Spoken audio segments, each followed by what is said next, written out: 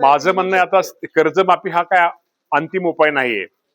आता शेतकऱ्याला त्याचे शेतामध्ये त्याचं उत्पादन कसं वाढेल आणि शेतामध्ये जो तो पिकवतोय त्याला चांगल्या प्रकारची बाजारपेठ कशी मिळेल यासाठी आता आमचा शासनाचा प्रयत्न राहणार आहे. त्यामुळे अशी परत वेळच येऊ नये की कर्जमाफी करण्याची वेळ येऊ नये, अशी वेळ अशासाठी आम्ही निश्चित प्रकारे प्रयत्न करतोय. आणि शेतकऱ्याला त्या कामी जी काय मदत, जे काय सहकार्य, नवीन टेक्नॉलॉजी, नवीन काय आधुनिक तंत्रज्ञानाचा वापर करून त्याच्या शेतामध्ये कसं उत्पन्नाबरोबर त्याला चांगलं उत्पन्न कसं मिळेल हा प्रयत्न आमचा आहे. या बाबतीमध्ये तुम्हाला माहिती आहे की कालच या बाबतीमध्ये पहिल्यांदा आपल्याला चौकशी तर केली पाहिजे आणि चौकशी अंती जे जे आम्हाला दोषी आढळले कालच त्या सर्वांना निलंबित केलेले. साधारणतः तालुक्याचे जे कृषी अधिकारी होते, परत खालचे त्यांचे सहाय्य होते, त्या सर्वांना आम्ही कालच निलंबित सर्वांना केलेले. ह्या बाबतीमध्ये खरं तर आपल्याला सगळ्याला माहिती आहे की आपली सगळ्यांची संस्कृती वेगळी आहे. आपण निश्चित प्रकारे आपण नेहमीच महिलांना या राज्यामध्ये योग्य सन्मान सर्व महिलांना दिलेला आहे आणि हे निश्चित प्रकारे जे कोण करतं त्याचा तर मी निश्चित पहिल्यांदा व्यक्त करतो. आणि असं म्हणणं किंवा कुणीच आम्ही सुद्धा किंवा कुणीच दुसरे कोणी सुद्धा या बाबतीमध्ये असं वक्तव्य करणं अत्यंत चुकीचं आहे. 100% समज समज 100% नाही त्या बाबतीत त्यांनी नक्की, मला माहित नाही बाबतीमध्ये समर्थन त्यांनी घेतलंय दिलंय एक वरचनी का काय, तर त्यांनी निश्चित प्रकारे त्यांना समजही दिली पाहिजे. नाही खताच्या बाबतीमध्ये आपल्याला सगळ्याला माहिती आहे की पूर्वी लिंकिंगचं प्रमाण जास्त असायचं, युरिया बरोबर इतर खतं किंवा इतर बाकी दिलं जायचं. परंतु आम्ही सरकारने एक निर्णय घेतलेला आहे की जिथं अनुदानित खतं जो विक्रेत्याकडे विकतो तिथं त्याला विना अनुदानित खतं ठेवता येणार नाही, असं आम्ही सरकारने GR काढलेला आहे. आणि त्या GR मुळे लिंकिंगचं प्रमाण हे कमी झालेलं आहे. आणि या बाबतीमध्ये आपल्या माध्यमातून शेतकरी बांधवांना एवढं सांगतो की जर असं कोणी लिंकिंग जर आपल्याला करत असेल आम्हाला कळवा, ताबडतोब त्या खत विक्रेत्यावरती त्याची निलंबनाची कारवाई तर करूच, त्यावर निश्चित प्रकारे कडकात कडक कारवाई आम्ही करू. 100% शेतकऱ्यांचं काय चूक नाही. त्यांचं म्हणणं आहे की आम्ही नियमित वेळेवरती कर्ज फेड करतो, ही काय आमची चूक आहे का?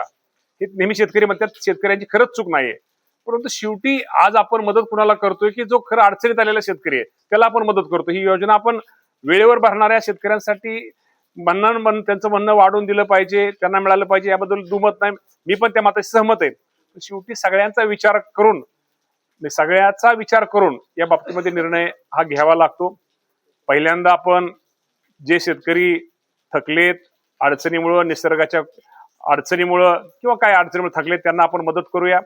आणि जे नियमित भरणाऱ्या शेतकऱ्यांना आपण तर निश्चित आपल्याला सगळ्याला माहित आहे की राज्य सरकार नियमित भरणाऱ्या शेतकऱ्याला तर हे तर मदत करेलच, पण बाकीच्या ज्या शासकीय योजना आमच्या केंद्राच्या असतील, राज्याच्या असतील किंवा बाकीच्या योजना कृषी विभागाच्या असतील, त्या योजनेमधनं आम्ही नेहमीच शेतकऱ्यांना मदत करत असतो, त्यांना सहकार्य करत असतो. नाही ही कर्जमाफी ही गरीब शेतकऱ्यांसाठी आहे, ही मोठ्या शेतकऱ्यांसाठी नाहीये आणि ITR भरणाऱ्या शेतकऱ्यांसाठी तर नाहीये. ठीक आहे, काही शेतकरी ITRच्या बाबतीमध्ये आम्ही थोडं आता उद्याच त्याच्या संदर्भामध्ये बैठक आहे. काही गोष्टी खरं आहे की जे आपले ऊस मुकदम आपण म्हणतो त्यांना ट्रॅक्टर ज्याचा असतो तो मुकदमाला ऍडव्हान्स देतो, त्या टायमाला कारखान्याकडून त्याचा इन्कम टॅक्स वगैरे त्या गोष्टी कापल्या जातात. या बाबतीमध्ये कसा काय वेगळा विचार करता येईल का, या बाबतीमध्ये निश्चित प्रकारे उद्याच्या मीटिंगमध्ये आम्ही करू. परंतु शेवटी इन्कम टॅक्स भरणाऱ्या शेतकऱ्यांसाठी ही कर्जमाफी नाहीये, ही कर्जमाफी गरीब शेतकऱ्यांसाठी आहे आणि गरीब शेतकऱ्यांना उभा करण्यासाठी आहे. 100% शेवटी आमची राष्ट्रवादीची मागणी की हे खातं आम्हाला मिळावं.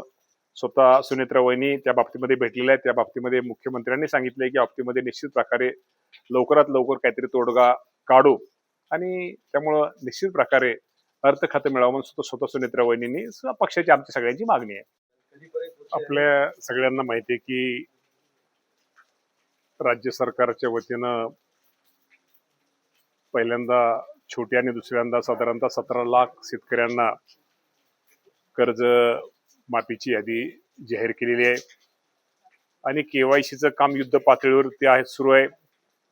साधारणतः आज अखेर त्यामध्ये मला आकडा आजचा सांगितलं 12 लाखाच्या आसपास KYCचं काम पूर्ण झालेलं आहे.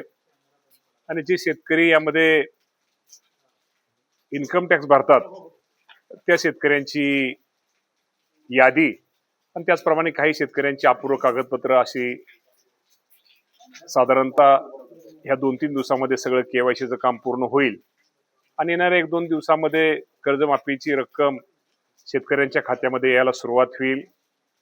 खरं तर एक राज्याचा कृषी मंत्री म्हणून या राज्याचे मुख्यमंत्री देवेंद्र फडणवीस साहेब असतील, एकनाथजी शिंदे साहेब असतील, सुनेत्रावहिनी पवार साहेब असतील, मॅडम ताई असतील, या सर्वांचं एक राज्याचा शेतकरी कृषी मंत्री म्हणण्यापेक्षा एक शेतकऱ्याचा मुलगा म्हणून या अडचणीच्या काळामध्ये माझ्या शेतकऱ्यांना ही कर्जमाफी दिलेली आहे. आणि ही कर्जमाफी यादी दुसरी पण यादी लवकरच होईल आणि साधारणतः एकंदर 56 लाख शेतकऱ्यांपेक्षा जास्त शेतकऱ्यांना याचा लाभ होणार आहे.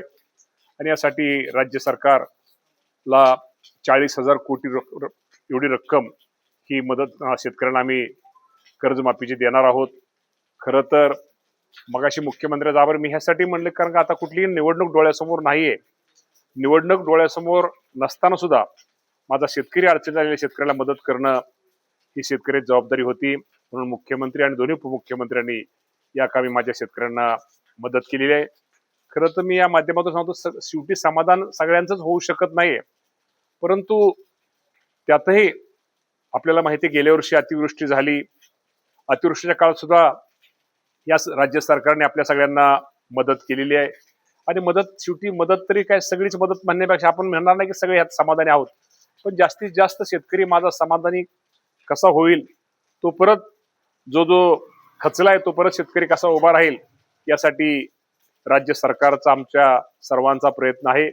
आणि निश्चित प्रकारे शेतकऱ्यांना लवकरात लवकर या कर्जमाफीची रक्कम ही दिली जाईल. असं काहीही होणार नाही. कर्जमाफीच्या बाबतीमध्ये तुम्हाला एवढं सांगतो, जिल्हा मध्यवर्ती बँकेच्या बाबतीत तर अडचण अजिबात नाहीये. अडचण आहे ही राष्ट्रीयकृत बँकाच्या बाबतीमध्ये आणि हेरकट योजना किंवा काय योजनेच्या बाबतीमध्ये मी तुम्हाला एवढं सांगतो, आपल्या माध्यमातून शेतकरी बांधवांना सांगतो. समजा रक्कम जरी आपल्याला बँकेला कमी, माझं समजा एखाद्याचं 1 लाख रुपये कर्ज आहे आणि बँक आपल्या शासनाकडून साधारणतः 60,000 रुपये रक्कम आली, ते शेतकऱ्यांनी अजिबात विचार करू नये, हेरकट तसलं काहीच विचार करू नये. वरचे 40,000 रुपये हे बँकेने त्यांना माफ करायचे आहेत. आणि तसा राज्य सरकार आहे आमचा बँकेचा, त्याप्रमाणे आमचा करार झालेला आहे. त्यामुळे ती 40,000 रुपये ही शेतकऱ्याला त्याची ती माफी मिळणार आहे. त्यामुळे शेतकऱ्यांनी अजिबात काळजी करू नये. आणि एकदा ही कर्जमाफी झाल्यानंतर, ही रक्कम झाल्यानंतर साधारण दुसऱ्या दिवशी त्यांना शेतकऱ्याला आपल्या त्याच दिवशी म्हणलं तर शेतकऱ्याला नीलचा दाखला ना बाकीचा दाखला मिळणार आहे. आणि दुसऱ्या दिवसापासून त्याला पीक कर्जाचं नवीन वाटप हे निश्चित प्रकारे करायचं आम्ही सगळ्यांनी सूचना सर्व बँकांना दिलेल्या आहेत. या बाबतीमध्ये खरं तर शेतकऱ्यांनी थोडं यादी अजून 3 याद्या, ती अजून 2 याद्या लागणार आहेत. त्यामुळे थोडं थांबणं गरजेचं आहे. थोडी शेवटी संयम तर आपल्याला पाळावाच लागेल. आणि शेवटी खरं आहे शेतकऱ्यांची काही चूक नाही, शेतकरी खूप अडचणीत आहे, पण अडचणीच्या काळामध्ये सुद्धा सरकार आपल्याला मदत करते. आणि आपलं पहिल्या नाही यादीत, दुसऱ्या यादीत नाही, तिसऱ्या चौथ्या यादीत तर आपलं नाव येईल. थोडा त्यांनी संयम बाळगावा. आणि माझी शेतकरी बांधवांना एक विनंती की आपण कुठल्याही आत्महत्येच्या बाबतीमध्ये असा कुठला निर्णय घेऊ नये, कारण का शेवटी आपलं घर, आपला परिवार, आपली बायका, मुलं, नातेवाईक ही सगळे आपल्यावर अवलंबून आहेत. त्यामुळे त्यांचा सगळ्यांचा विचार करा. आपण काळजी करू नका. हे सरकार तुमच्या बरोबर आहे. तुम्हाला जिथं जिथं काय मदत करता येईल, सहकार्य करता येईल, हे सरकार निश्चित प्रकारे करेल. हे आपल्या माध्यमातून माझ्या शेतकरी बांधवांना मी विनंती करतो.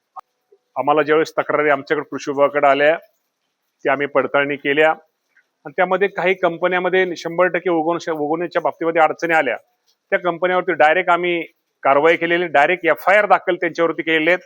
त्यांना आम्ही अजिबात सोडणार नाही. शेवटी शेतकऱ्यांच्या बाजूने राहणार. त्यांना परत दुसरं दुबार त्यांना ते बियाणं कसं त्यांना मिळेल आणि निश्चित प्रकारे शेतकऱ्याला जेवढं काय सहकार्य करण्याचा प्रयत्न आम्ही निश्चित प्रकारे केलेला आहे. पण असं जर कोण करत असेल तर चुकीचं आहे. या बाबतीमध्ये जर शेतकऱ्यांनी आम्हाला हे करून दिलं तर निश्चित प्रकारे कंपनीवरती आम्ही कारवाई तर केलेलीच आहे. अजूनही त्या बाबतीमध्ये आम्ही निश्चित प्रकारे कारवाई करू. पाऊस 100% तुमचं म्हणणं बरोबर आहे की खरंच पाऊस, मी खरंच म्हणजे परमेश्वराला आम्ही तर साकडं घातलं होतं, पांडुरंगाला पाऊस चांगला पडतोय. राज्यामध्ये सगळीकडे पाऊस पडलेला आहे. ठीक आहे, पाऊस सगळीकडे काही ठिकाणी मराठवाडा आणि काही विदर्भातला भाग असेल किंवा सोलापूर वगैरे तिथे थोडा पाऊस कमी पडलेला आहे. परंतु निश्चित प्रकारे तो पाऊस पडला, तो पेरणी योग्य पडलेला आहे. पण निश्चित प्रकारे अजूनही पावसाची खूप मोठी अपेक्षा पावसाची आम्हा सर्वांना आहे आणि तो लवकरच तो पाऊस पडेल अशी अपेक्षा निश्चित प्रकारे आहे. आणि काही ठिकाणी आपण म्हणला तसं जादा पडतोय, काही ठिकाणी कमी पडतोय. परंतु आज राज्याचा जर विचार केला तर साधारणतः आज अखेर राज्यामध्ये 90% पेरणी ही राज्यामध्ये आपल्या संपूर्ण पेरणी झालेली आहे. आणि पेरणीमध्ये नाशिक विभागामध्ये सर्वात जास्त हा आघाडी नाशिक विभागाने घेतलेली. नाशिक विभागामध्ये जवळजवळ 95% पेरणी झालेली आहे आणि सर्वात कमी पेरणी झालेली आहे ठाणे विभागामध्ये. ती साधारणतः 66% पेरणी ठाणे विभागात झालेली आहे. आणि मराठवाड्याची टोटल पेरणीचा विचार केला तर मराठवाडा विभागामध्ये 91% पेरणी झालेली आहे आणि विदर्भामध्ये 87% पेरणी झालेली आहे. पेरणी झालेली आहे, आता पाऊस वेळेवर पडावा हीच आपण